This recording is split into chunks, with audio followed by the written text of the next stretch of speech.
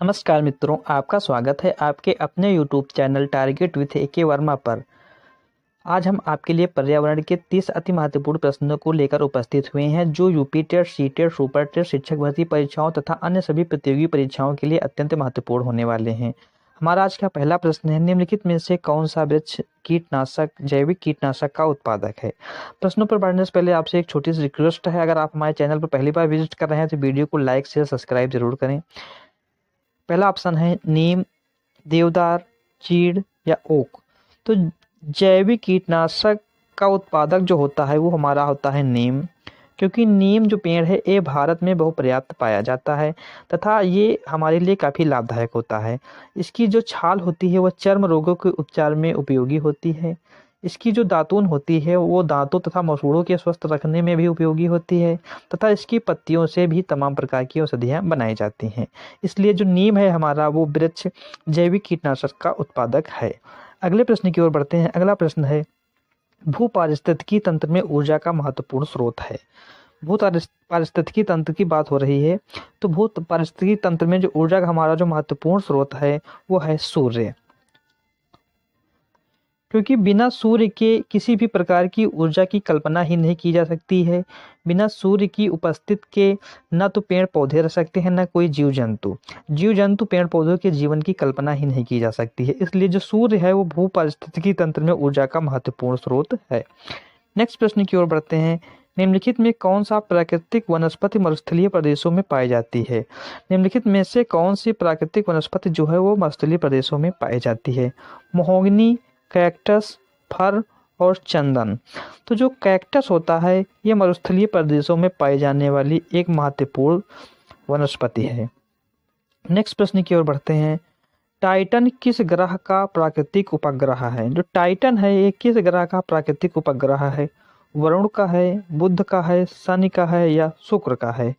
तो जो टाइटन है ये हमारा उपग्रह है, ये शनि का है, शनि का उपग्रह है। और टाइटन के विषय में आप लोगों से ये बताना चाहते हैं कि जो टाइटन है ये संपूर्ण ब्रह्मांड का सबसे दूसरा बड़ा उपग्रह है तथा इसका जो व्यास है वो बुध ग्रह से अधिक है। नेक्स्ट प्रश्न की ओर बढ़ते हैं। अगला प्रश्न है, निम्नलिखित में से कौन सा बायोडीजल की फसल है। कपास, जट्रोफा, गन्ना या आलू। तो जो जट्रोफा होता है ये एक बायोडीजल की फसल है जिससे 20 से 30% ईंधन बनाया जाता है। नेक्स्ट प्रश्न की ओर बढ़ते हैं। पर्यावरण संरक्षण अधिनियम किस वर्ष पारित किया गया। 1982, 1986, 1992 और 1996। तो जो पर्यावरण संरक्षण अधिनियम है ये 1986 में पारित किया गया तथा इसका मुख्य उद्देश्य पर्यावरण के संतुलन को बनाए रखना तथा प्राकृतिक हस्तक्षेपों से मानव को हल्का फुल्का मुक्त करना। भूमंडलीय तापन का कारण है। भूमंडलीय तापन का जो कारण है वो क्या है। हिम नदों में वृद्धि, कार्बन डाइऑक्साइड में वृद्धि, कार्बन डाइऑक्साइड में कमी या वनों में वृद्धि। तो जो भूमंडलीय तापन से तात्पर्य होता है कि जो हमारा भूमंडल का जो ताप है उसमें वृद्धि, तो उसका जो मुख्य कारण है वो कार्बन डाइऑक्साइड में वृद्धि है। अत्यधिक बढ़ते प्रदूषण के कारण कार्बन डाइऑक्साइड में वृद्धि होती जा रही है, जिससे भूमंडल का जो ताप है वो धीरे धीरे बढ़ रहा है। इसलिए विकल्प नंबर यहाँ दूसरा राइट रहेगा। अगले प्रश्न की ओर बढ़ते हैं। निम्नलिखित में से किस में सर्वाधिक जैव विविधता पाई जाती है। जो सर्वाधिक जैव विविधता है वो किस प्रकार की वनस्पतियों में पाई जाती है। शीतोष्ण पर्णपाती वन बायोम, उष्णकटिबंधीय सदाबहार वर्षा वन बायोम, शीतोष्ण घास प्रदेश बायोम और सवाना बायोम। तो जो सर्वाधिक जैव विविधता पाई जाती है वो सदाबहार वर्षा वन बायोम में पाई जाती है। विकल्प नंबर दूसरा राइट रहेगा। नेक्स्ट प्रश्न की ओर बढ़ते हैं। निम्न में से किस मृदा का निर्माण लावा द्वारा होता है। लाल मिट्टी, काली मिट्टी, जलोढ़ मिट्टी या लेटेराइट मिट्टी। तो जो लावा का निर्माण जिस मृदा का होता है, मृदा का निर्माण लावा द्वारा होता है वो होती है हमारी काली मिट्टी।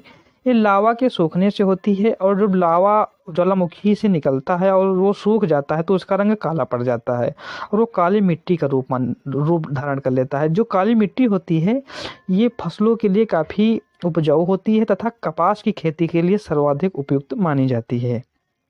नेक्स्ट प्रश्न की ओर बढ़ते हैं। वायुमंडल की कौन सी परत प्रकाश की पराबैंगनी किरणों को पृथ्वी की सतह पर आने से रोकती है? पराबैंगनी किरणों को पृथ्वी की सतह पर आने से रोकती है समताप मंडल, क्षोभ मंडल, अयन मंडल या मध्य मंडल। तो जो पराबैंगनी किरणों को पृथ्वी की सतह पर आने से रोकती है वो होती है हमारी समताप मंडल। सबसे जो नीचे स्तर पर लेयर होती है वो होती है क्षोभ मंडल, उसके बाद होती है समताप मंडल। क्षोभ मंडल में ही वर्षा और बादलों का बनना, इस तरह की घटनाएं होती हैं, और समताप मंडल में है जो हमारी ओजोन परत पाई जाती है वो समताप मंडल में पाई जाती है। पराबैंगनी किरणों को पृथ्वी तक जो है जो आने नहीं देती है वो परत होती है हमारी समताप मंडल। नेक्स्ट प्रश्न देखते हैं, गंगा एक्शन प्लान को लाने का उद्देश्य निम्नलिखित में किस सुधार हेतु है? गंगा एक्शन प्लान जो है वो भारत सरकार द्वारा इस उद्देश्य से चलाया गया कि गंगा नदी की सफाई की जाए, और इसका जो मुख्य उद्देश्य है वो किस सुधार से है? जल की गुणवत्ता से, जल का वेग, जल की प्रचुरता या जल का तापमान। तो इसका जो हमारा राइट आंसर होगा वो होगा जल की गुणवत्ता। विकल्प नंबर इसमें हमारा पहला राइट रहेगा। नेक्स्ट प्रश्न देखते हैं, हमारा अगला प्रश्न है, मध्य प्रदेश में कौन सा शहर झीलों का शहर कहलाता है? विकल्प नंबर पहला हमारा है भोपाल, उज्जैन, इंदौर या ग्वालियर।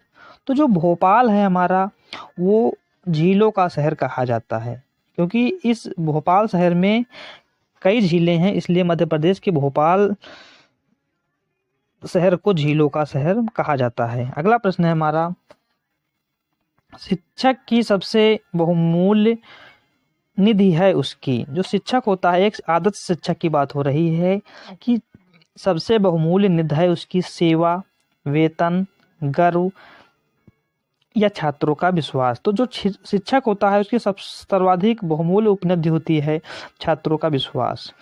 सेवा, वेतन तथा गर्व जो है इसकी सर्वाधिक बहुमूल्य उपलब्धि नहीं होती है। अगला प्रश्न देखते हैं, 14 नंबर है, परिकल्पना को बार बार परीक्षण करने से गलत नहीं पाया जाता तो वह है? एक, किसी परिकल्पना को बार बार परीक्षण किया जाता है और वो हर स्तर पर खरी उतरती है तो उसे क्या कहते हैं? सिद्धांत कहते हैं, कानून कहते हैं, खोज कहते हैं या मूल संकल्पना कहते हैं। तो जो परिकल्पना को बार बार परीक्षण करने पर परिणाम गलत नहीं होते हैं तो उसे सिद्धांत कहा जाता है। विकल्प नंबर पहला राइट रहेगा। नेक्स्ट प्रश्न की ओर बढ़ते हैं, निम्नलिखित में से सबसे उचित शिक्षण विधि है? निम्नलिखित में से सबसे उचित शिक्षण विधि है विचार गोष्ठी एवं सुलेख, श्रुतलेख एवं दिया गया कार्य, विचार गोष्ठी एवं कार्य योजना या व्याख्यान एवं श्रुतलेख। तो इसका जो हमारा राइट आंसर होगा वो होगा विचार गोष्ठी एवं कार्य योजना। जो विचार गोष्ठी एवं कार्य योजना होती है ये शिक्षण की सबसे उचित विधि होती है। विकल्प नंबर तीसरा सही रहेगा, क्योंकि इससे शिक्षा के क्षेत्र में गुणवत्ता को सुधारने में सहायता और प्रोत्साहन मिलता है। हमारे लगभग आधे प्रश्न हो चुके हैं। आप लोगों से अनुरोध है कि आप हमारे चैनल पर यदि पहली बार हैं और आपको हमारा वीडियो अच्छा लग रहा है तो प्लीज़ वीडियो को लाइक शेयर सब्सक्राइब जरूर करें। 16 नंबर प्रश्न है, निम्नलिखित में कौन सी ग्रीन हाउस गैस नहीं है? कौन सी ग्रीन हाउस गैस नहीं है? Carbon dioxide, nitrous oxide, helium या मीथेन। तो हीलियम जो है एक रासायनिक तत्व है जो प्रायः गैसीय अवस्था में रहता है और ये ग्रीन हाउस गैस नहीं है। विकल्प नंबर तीसरा राइट रहेगा। अगले प्रश्न की ओर बढ़ते हैं, ध्वनि प्रदूषण का मापन किस इकाई द्वारा किया जाता है? ध्वनि प्रदूषण जूल, डेसिबल, न्यूटन या नैनोमीटर। तो इसमें जो हमारा राइट आंसर रहेगा वो रहेगा डेसिबल। विकल्प नंबर दूसरा राइट रहेगा। ध्वनि प्रदूषण को मापने की जो इकाई है वो है डेसिबल। अगला प्रश्न है, निम्न नदियों में कौन सी नदी बंगाल की खाड़ी में गिरती है? ताप्ती, स्वर्णरेखा, नर्मदा या सिंधु। तो बंगाल की खाड़ी में जो नदी गिरती है उसकी यहाँ बात हो रही है, तो इसमें जो हमारा राइट आंसर रहेगा वो रहेगा स्वर्णरेखा। स्वर्णरेखा नदी झारखंड, पश्चिम बंगाल और उड़ीसा में बहने वाली एक प्रमुख नदी है। इस नदी का जो उद्गम है वो रांची के नज़दीक छोटा नागपुर के पठार से है और ये नदी जो है बंगाल की खाड़ी में गिरती है। विकल्प नंबर दूसरा राइट रहेगा। अगला प्रश्न है, निम्न में से किस स्थलाकृति का निर्माण हिमानी द्वारा होता है? हिमानी से तात्पर्य है बर्फ की नदियाँ। लैफिज, यू आकार की घाटी, वी आकार की घाटी या जलप्रपात। तो जो हिमानी का निर्माण होता है वो हिमानी के द्वारा जो निर्माण होता है वो वी आकार की घाटी का निर्माण होता है। वी आकार की घाटी का नहीं मित्रों होता है यू आकार की घाटी। यू इस तरह की जो घाटी होती है यू आकार की घाटी, इससे हिमानी के द्वारा यू आकार की घाटी का निर्माण होता है। विकल्प नंबर दूसरा राइट रहेगा। अगले प्रश्न की ओर बढ़ते हैं। राकेश कक्षा 5 पर्यावरण विज्ञान शिक्षक द्वारा किए गए कार्य को समय से प्रस्तुत नहीं करता है, अतः सबसे उपयुक्त सुधारात्मक उपाय हो सकता है प्रधानाध्यापक की जानकारी में लाना, खेल की कक्षा पर जोर पर प्रतिबंध लगाना, उसकी अनियमितताओं के कारणों को जानकर उसे सही मार्गदर्शन देना, उसकी अनियमितताओं की लिखित जानकारी माता पिता को देना।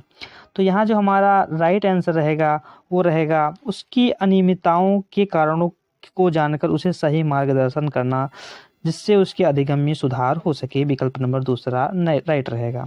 अगला प्रश्न है, ग्रीन मफलर संबंधित है। ग्रीन मफलर जो है वो उसका संबंध किससे है? मृदा प्रदूषण, ध्वनि प्रदूषण, वायु प्रदूषण, ध्वनि प्रदूषण या जल प्रदूषण। तो ग्रीन मफलर का जो संबंध है वो ध्वनि प्रदूषण से है। इस क्वेश्चन को काफ़ी लोग गलत कर देते हैं, क्योंकि ग्रीन शब्द जैसे आता है वो मृदा की ओर आकर्षित हो जाते हैं, लेकिन जो इसका जो मुख्य संबंध है वो ध्वनि प्रदूषण से है। इस प्रदूषण पर नियंत्रण पाने का एक ही उपाय है कि परिवहन व्यवस्था में सुधार किया जाए, ताकि शोरगुल कम हो और ध्वनि प्रदूषण को नियंत्रित किया जा सके। अगला प्रश्न है, निम्न में से कौन सा सागर यूरोप को अफ्रीका से अलग करता है? जो सागर कौन सा है इसमें जो यूरोप को अफ्रीका से अलग करता है? लाल सागर है, काला सागर है, अरब सागर है या भूमध्य सागर है? तो इसमें जो हमारा राइट आंसर रहेगा भूमध्य सागर। जो भूमध्य सागर है वो यूरोप को अफ्रीका से अलग करता है। विकल्प नंबर चौथा राइट रहेगा। नेक्स्ट प्रश्न की ओर बढ़ते हैं। अंतर्राष्ट्रीय ओजोन दिवस मनाया जाता है। जो ओजोन दिवस होता है वो कब मनाया जाता है? 16 सितंबर, 7 दिसंबर, 30 मार्च या 22 अप्रैल? तो 16 सितंबर को अंतर्राष्ट्रीय ओजोन दिवस मनाया जाता है और यह ओजोन परत की रक्षा से संबंधित दिवस है। विकल्प नंबर इसमें पहला राइट रहेगा, 16 सितंबर। अगला प्रश्न है, किसी खाद्य श्रृंखला में शाकाहारी होते हैं? प्राथमिक उत्पादक, द्वितीयक उपभोक्ता, प्राथमिक उपभोक्ता या अपघटनकर्ता? तो 24 नंबर प्रश्न जो है, किसी खाद्य श्रृंखला में प्राथमिक उत्पादक को शाकाहारी माना जाता है। विकल्प नंबर पहला यहाँ राइट रहेगा। प्राथमिक उत्पादक जो होते हैं वो शाकाहारी होते हैं और जो उत्पादक होते हैं वो हमारे पेड़ पौधे होते हैं। नेक्स्ट प्रश्न की ओर बढ़ते हैं। अगला प्रश्न है हमारा 25 नंबर। यहाँ जो हमारा 24 नंबर प्रश्न है ये थोड़ा लिखने में गलत हो गया है। यहाँ प्राथमिक उत्पादक नहीं है, यहाँ सिर्फ उत्पादक है। किसी खाद्य श्रृंखला में शाकाहारी होते हैं तो इसमें राइट आंसर होगा हमारा प्राथमिक उपभोक्ता। और जो उत्पादक होते हैं वो हरे पेड़ पौधे होते हैं। हरे पौधे जो होते हैं वो प्राथमिक उत्पादक होते हैं तथा जो प्राथमिक उपभोक्ता होते हैं वो शाकाहारी जीव होते हैं। नेक्स्ट प्रश्न है 25 नंबर। पारिस्थितिकी तंत्र में तत्वों के चक्रों को क्या कहते हैं? रासायनिक चक्र, जैव भू रासायनिक चक्र, भूगर्भीय चक्र या भू रासायनिक चक्र? तो 25 नंबर प्रश्न का जो राइट आंसर होगा वो होगा जैव भू रासायनिक चक्र। पारिस्थितिकी तंत्र के तत्वों के चक्रण को जैव भू रासायनिक चक्र कहते हैं, क्योंकि इनके तहत मृत वस्तु मिट्टी की पूर्ण उर्वरता को बनाए रखने में पारिस्थितिकी तंत्र की सहायता करते हैं, इसलिए विकल्प नंबर यहाँ हमारा दूसरा राइट रहेगा। अगला प्रश्न है, निम्नलिखित में से कौन सा न्यूनतम पर्यावरण प्रदूषण उत्पन्न करता है? डीजल, पेट्रोल, हाइड्रोजन या कोयला? तो इसमें जो हमारा राइट आंसर रहेगा वो रहेगा हाइड्रोजन। जो हाइड्रोजन होता है वो न्यूनतम पर्यावरण प्रदूषण उत्पन्न करता है। अगला प्रश्न है, संकटग्रस्त पांडा पाया जाता है। जो संकटग्रस्त पांडा है, पांडा जीव वो कहाँ पाया जाता है? ऑस्ट्रेलिया में, भारत में, चीन में या ब्राज़ील में? तो जो पांडा का निवास स्थान है वो चीन है और इसके लिए चीन में अनुकूल वातावरणीय दशाएं पाई जाती हैं, क्योंकि जो पांडा का मुख्य भोजन होता है वो होता है बांस और चीन में बांस जो है बहुतायत पाया जाता है, इसलिए वहाँ पर पांडा का निवास स्थान पाया जाता है। विकल्प नंबर तीसरा राइट रहेगा। अगला प्रश्न है, निम्नलिखित में से निम्नलिखित किस गैस के कारण भोपाल गैस त्रासदी हुई? वेरी इंपॉर्टेंट क्वेश्चन है। Chlorofluorocarbon, carbon dioxide, methyl isocyanide या मीथेन। तो भोपाल गैस त्रासदी के लिए जो गैस है वो है मिथाइल आइसोसाइनाइड। इस गैस का रिसाव हो गया था जिससे काफ़ी लोगों को अपनी जान से हाथ धोना पड़ा था, मिथाइल आइसोसाइनाइड। अगला प्रश्न है, किस देश में क्रिसमस का जो त्यौहार है वो गर्मियों में मनाया जाता है? जापान, भारत, ऑस्ट्रेलिया या अमेरिका? तो ऑस्ट्रेलिया जो होती है वहाँ पर जो क्रिसमस का त्यौहार है वो गर्मियों में मनाया जाता है, जिसका कारण ये है कि पृथ्वी पर जब उपध्रुव पर ठंड पड़ती है, उत्तरी ध्रुव पर ठंड पड़ती है, तो उस समय सूर्य दक्षिणायन हो जाता है और दिसंबर के महीने में ऑस्ट्रेलिया में गर्मी पड़ती है। दिसंबर के महीने में ऑस्ट्रेलिया में गर्मी पड़ती है, इसलिए वहाँ पर जो है 25 दिसंबर को जब क्रिसमस मनाया जाता है तो वहाँ कड़ाके की गर्म होती है उस समय। लास्ट प्रश्न है आज का हमारा, गिर वन्य जीव अभयारण्य निम्न में से किस वन्य जीव का संरक्षण करता है? हाथी, सांप, गैंडा या शेर? तो गुजरात में जो गिर अभयारण्य है वो है गुजरात में, और इस अभयारण्य में जो मुख्यतः पाया जाता है वो एशियाई शेर पाया जाता है, एशियाई शेर। विकल्प नंबर यहाँ हमारा चौथा राइट रहेगा। ये रहे आज के हमारे 30 प्रश्न। मिलते हैं अगले वीडियो में फिर 30 प्रश्नों के साथ, तब तक के लिए धन्यवाद मित्रों।